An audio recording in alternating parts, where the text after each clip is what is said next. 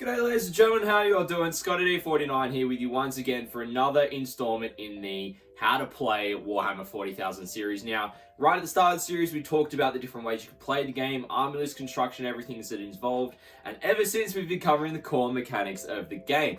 And today is no different. In the 15th video of this series, I'm going to be covering something I touched on in my last video, which is strategic reserves. But before we jump into this one, ladies and gentlemen, I want to thank everyone that's subscribed to the channel so far. And if you haven't already, feel free to hit that sub button, as it would be greatly appreciated.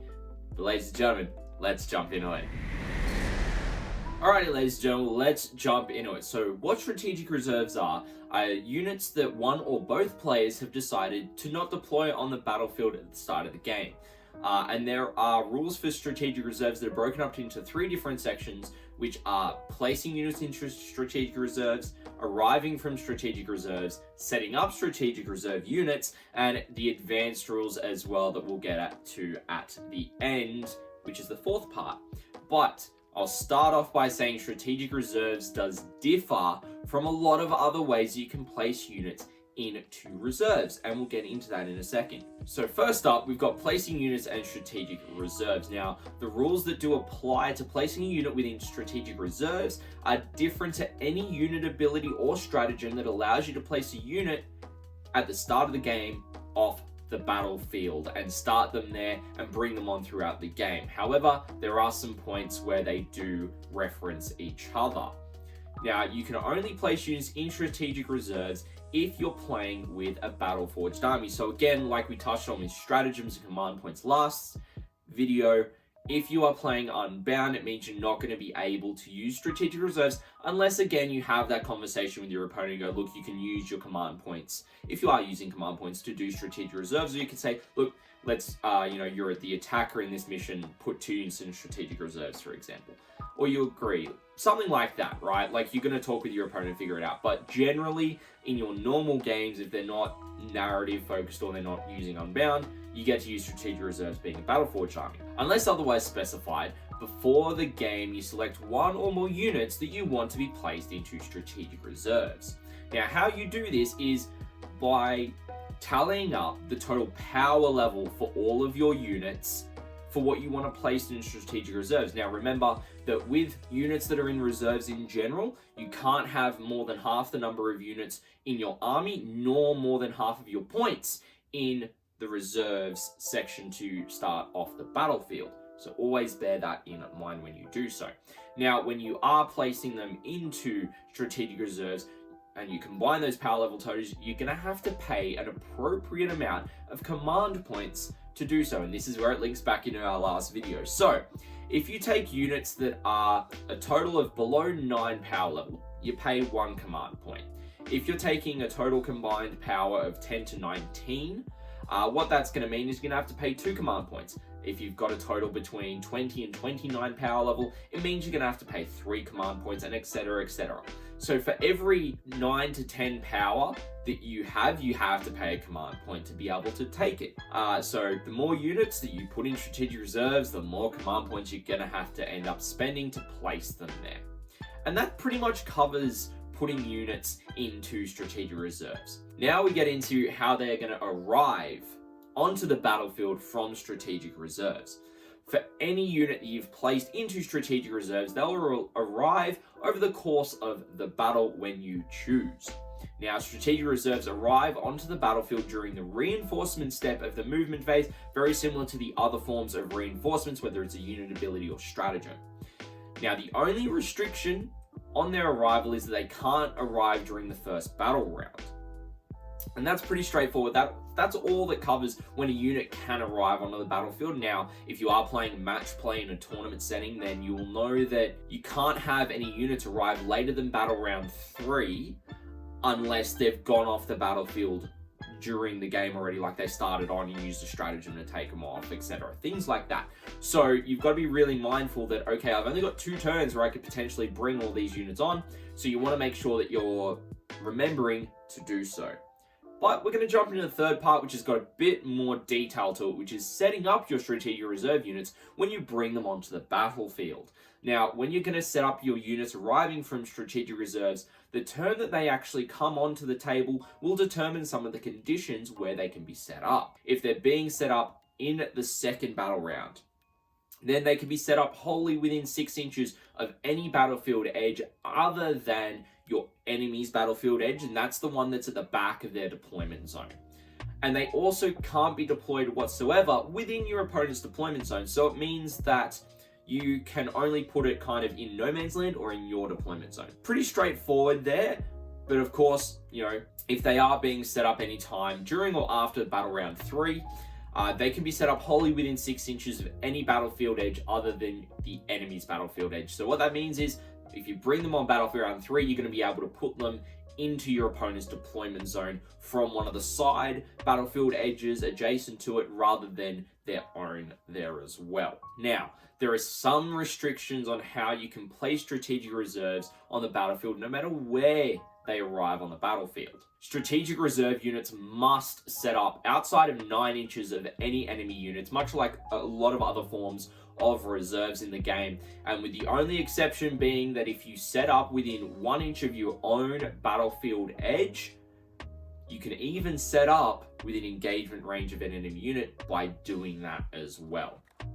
Now, if you do set up within engagement range of an enemy unit, you're actually considered to having made a charge move for this turn. However, the enemy unit is unable to make any Overwatch attacks against the unit charging during the movement phase because they're coming from strategic reserves and it's a complete and utter surprise to them.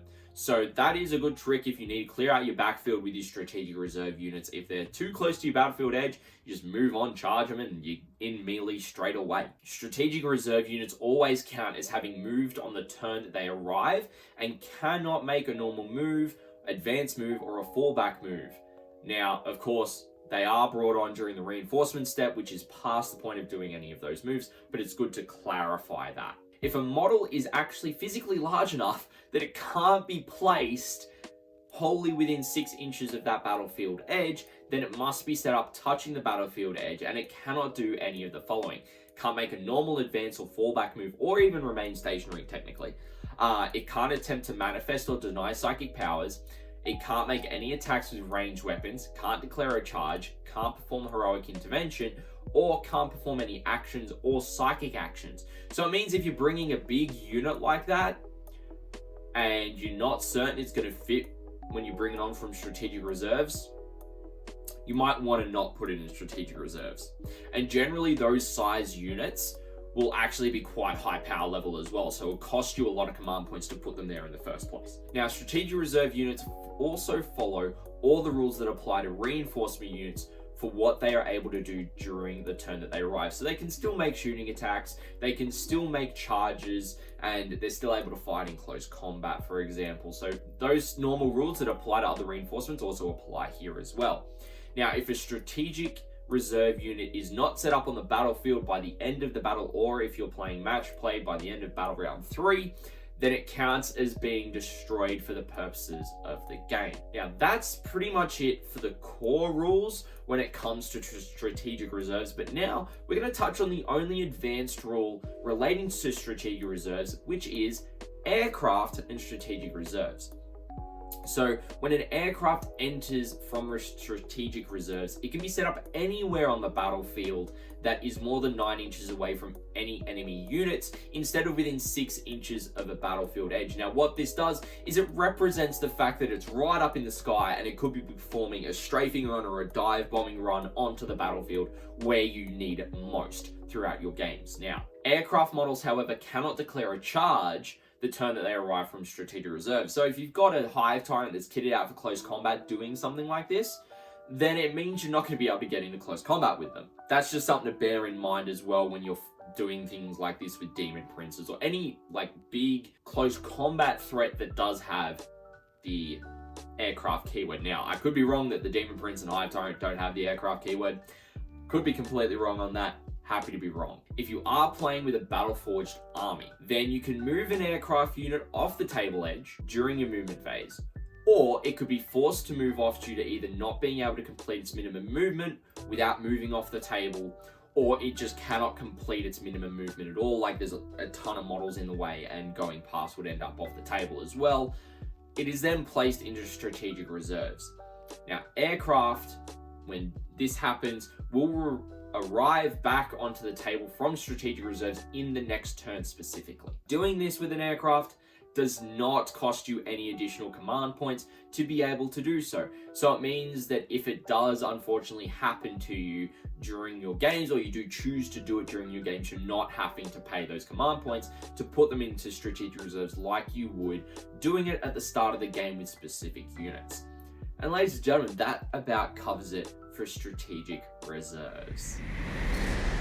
Alrighty everyone, I hope that you have enjoyed this video. Once again, this is the 15th video in this series, and I'm absolutely loving bringing you the explanation of all the different parts of the core mechanics of Warhammer 40,000. Now, I hope that I've given you a clear explanation of strategic reserves, what's involved with placing units into strategic reserves, how it differs from regular reserves as well, how it works, and the advanced rules for aircraft related to it for your games that you can be able to now start to utilize if it is a new concept to you.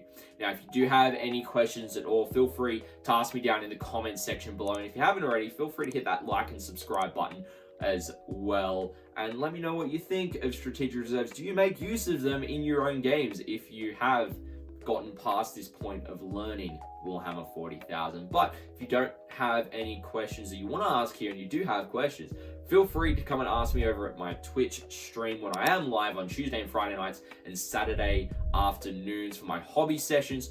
But I do also do tournament coverage and live games as well at various times. And if you don't want to come and ask me live, but you do want assistance, hit up the Discord details down below. We've got over 120 members from right across the globe that vary from really new players to really experienced players. And so if I'm asleep and I can't get to your question straight away, one of them will be able to happily answer and help you figure out how strategic reserves or any other rule works within the game of Warhammer 40,000. But ladies and gentlemen, thank you so much for your time. Thank you so much for watching. Hope to catch you in the next one.